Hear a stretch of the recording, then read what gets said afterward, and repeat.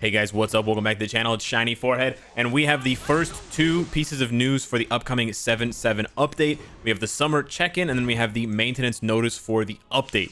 So that's pretty nice. We don't know exactly who we're getting. Well, we know we're getting Final Boss Merlin, and we know we're getting Red Escanor, but we don't know who else we're getting, and we'll talk about that in a minute. But first, let's talk about this new summer check-in event. This looks like we're going to be getting some summer costumes, some summer cosmetics, beach cosmetics. I love this sort of thing. All the other games that I've played, especially Marvel Future Fight, I've strongly encouraged the devs to do this kind of thing. I feel like this gets done in gacha games, this gets done in more generic anime games, but I feel like it's really something that larger IPs, you know, like Star Wars, Marvel, DC, I feel like they shy away from this sort of stuff, and they shouldn't, because it's fun for the fans, it's unique, it draws in new players, it could be kind of hot for the guys and the girls, and it's fun. It's just straight up fun. Right, so we're gonna log in and get rewards that we can use the exchange tickets. We're gonna get 5 exchange tickets because you get 1 every single day, and then you can swap them for the gold sand beach weapon costumes. So maybe there'll be more costumes as well. I'm not sure exactly how this went on JP, if it's going to mirror that or not, but they'll be available after the maintenance, and you can exchange them. So you get some free cosmetics minimum, maybe not all of the cosmetics, but some of the cosmetics for free. Then we're gonna get 10 free diamonds, and then we're gonna get some new sort of tavern decorations, and some of these tavern decorations are decent. You get 12% gauge on the Solgriz dungeon, so I think it's just like a small upgrade over what we were getting before. I think what we have now is 5%, so I think it's 6%. This one is new. It changes the obtainable items in the item chest in the tavern. There's like a barrel in the sort of top right after you pass Gother. That will have 1 auto clear ticket, so you get this for free, and then you basically get 30 free auto tickets per month if you remember to go there in your tavern every day and break that box like you would break the boxes in the cities, right, in the 5 towns. Sort of like going into the gyro mode and going up to the 3rd floor of the Boar Tavern and looking at Helbram's helmet to see and get a free PvP fight, a free Fight Festival entry ticket.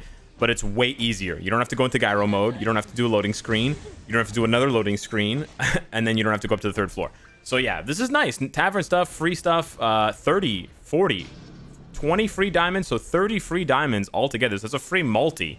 Not bad at all. I mean, it's a free multi if I'm reading this correctly, 13 and 14, which means on the 13th and the 14th, which would be 30 diamonds altogether. So that's not bad. Again, I don't know what JP got, so I can't sit here and compare them side by side, but I'm excited for these cosmetics. Hopefully we'll be getting summer cosmetics for Merlin, as well as all these other characters like who's this guy? Meliodas? Right. Okay, and then the big news here, a lot of people are making content about this, so it's basically just, you know, the copy and paste YouTuber thing. Oh my gosh, guys, who are we getting? Oh, who's that Pokemon? So every YouTuber has already made videos about this. I'm a bit late to the party, but so Final Boss Merlin is what we're getting. We knew that already. A pickup draw event with 2 new heroes. So it's not going to be a Red Escanor solo banner. That improves, assuming that the rates are 0.5 for Escanor and the other character, assuming the other character doesn't lower the rates of Escanor, which he shouldn't or she shouldn't.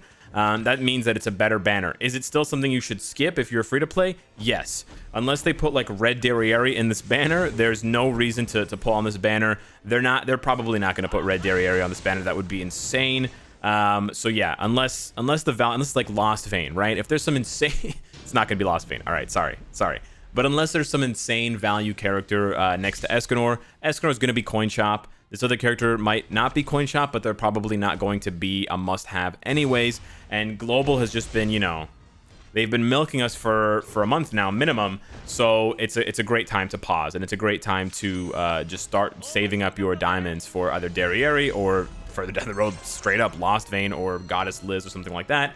The other summer events, hopefully we'll be getting more new stuff, hopefully more diamonds, more SSR pendants, etc. And then, oh, of course, the Diamond BOGO, and then all of the events that are ending. Make sure you spend your spin tickets. Oh, but the spin event's there until the 10th. Okay, so that's fine.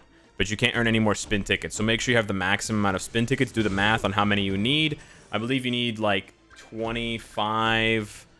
You need a lot. I don't know. You need like well over 100. You probably need like 150 or 200 spin tickets. But yeah, you can just do the math if you count up how many prizes there are, and then you just multiply that by the 8 possible refreshes, and you can do all the refreshes in 1 day. So yeah, the big news, so the big thing that people are going to be focusing on from here is who the new character could be. And there's actually a lot of options given who we've already seen, given that we had Death Pierce and other characters in the Hawk Pass, and then given that we got Melascula. So they've sort of opened the gates. Melascula opened the gates on the other commandments coming in. And if you follow the story, Season 2, Red Escanor pulls up and shows up with Estarossa because they have that fight. And that's the fight where Escanor has that golden blue lion armor, where he sort of challenges the commandment of, what is it, purity? I can't remember the name of Estarossa's commandment, but yeah, he challenges him in front of everybody else, and then you have that big epic fight where Zeldris has to bail him out at the end. So yeah, there's a possibility. Why did I go back there? There's a possibility, a wild possibility, that it could be Estarossa because that's their fight.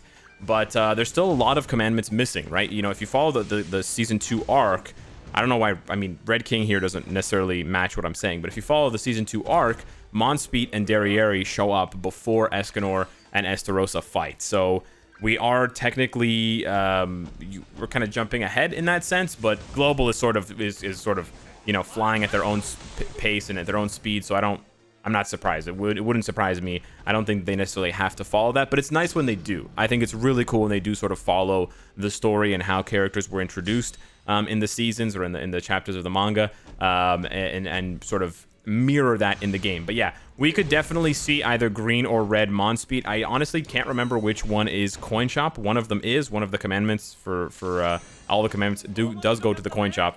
So yeah, not sure. Both of them are decent from what I know, but they're both very unique, and I love Monspeet's commandment. You cannot gain, allies and enemies cannot gain ult from using skills. So you can gain ult by moving skills, but not by using skills.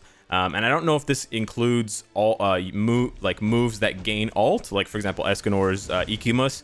Maybe that would still give you ult gauge, but actually playing the card doesn't gain you ult gauge. But I don't know, maybe it's both, in which case that would be a decent counter to his sort of ramp ability, but it wouldn't stop, you know, alt rushing teams from like cheesing you and moving cards. But I think Derieri's commandment, so that you can sort of combine them if you wanted to. Derieri's commandment stops you from gaining ult gauge from moving cards, so you basically couldn't gain ult gauge at all unless you have another way of doing so. But yeah, Monspeet's really cool. I could see him. You could even see one of the Monspeets in the Hawk Pass, to be honest, at this point.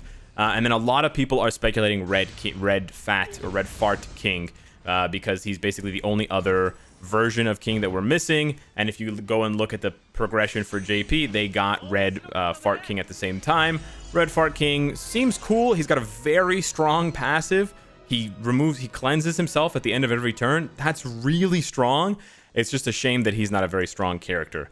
I mean, he'd be busted if he was strong and he had this passive, but it's a bit of a shame that he has this passive and then these are his attacks. You know, he has AoE and he ramps himself, which is okay, but it's got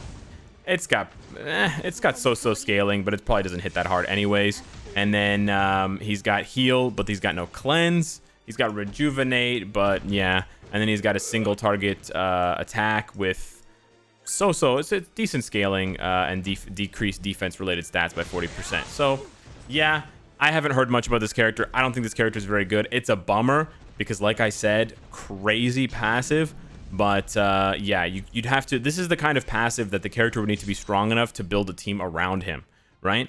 Because if you can't debuff this character long term, if you can't freeze, you can't petrify, you can't stack any ignites on him or whatever, then you know that character you're assuming is going to carry you, right? Because this character, by default, he counters Kingdom teams. He counters quite a few different comps that rely on he can't be attack sealed. You know, he can't. There's so many things that no longer work on him, but then you can't build a team around a character that doesn't hit very hard. I mean, you could. I hope so, and maybe I will try if I can get him to build a team around him. But I don't have high hopes for it. I haven't seen many people talk about him in a big way and with a lot of hype. So I don't want to sort of follow the crowd, but at the same time, looking at his skills, reading his skills, seeing that his highest damage is 300% multiplier. I'm not filled with excitement for his possibilities, but who knows? Maybe some like cheesy Deldry King team where you keep taunting him and forcing the enemy to waste all their stuff on him. I don't know. Who knows? Maybe something like that or something else entirely will pop up around him. But yeah, besides Monspeet, besides Red Fart King, there aren't a lot of other options. I mean, there aren't a lot of other options that would be low value. There are a ton of options that are high value. Like I said, derieri, Estarossa. There are, you know, technically characters like that. Even Zarathus, I don't know if I'm pronouncing his name right, but he shows up, right? He shows up when Liz gets attacked by derieri and Monspeed when she's riding Mama Hawk. So he came out on JP way later with Zeldris, with Blue Zeldris. But who knows, right? Who knows with the pacing of Global and with the sort of shuffling of units, getting Escanor way earlier, getting Red King way earlier, getting Valenti right after Blue Demon Melee. Yeah, so there's a possibility for any of those characters, but it's a nice feeling to have. I will say this: as fast as Global's going, it's cool to know that there's a lot of potential characters on the table to join us with Escanor. It does bump up the value for whales who are going to pull on Escanor's banner anyways, so I'm kind of personally a little bit excited about that. I'm going to throw 300-400 diamonds at the Escanor banner just because I love the character. Even though he's going to the coin shop, it's not a high value. It's like a low efficiency move, but it'll be a bit better value for me knowing that there will be 2 featured units rather than just 1. So yeah, let me know in the comments down below who you think would be coming. Could you make a team around Monspeed? I love both of his passives, the Hellfire Demon Realm passive and the Badmouth passive. This one is a little bit less interactive. It's sort of just like, okay, you know, they're not going to target me necessarily with single target ults or whatever. This one is way more interactive, and this one is sort of like a threat. It's sort of looming in the background. This one you have to build a team around. He deals 100% more damage to ignited targets, but I absolutely love the idea, and I've never really played around with an Ignite team. So yeah, let me know what you guys think. Thanks so much for watching, and I will see you very soon for some pulls on Escanor. Take care.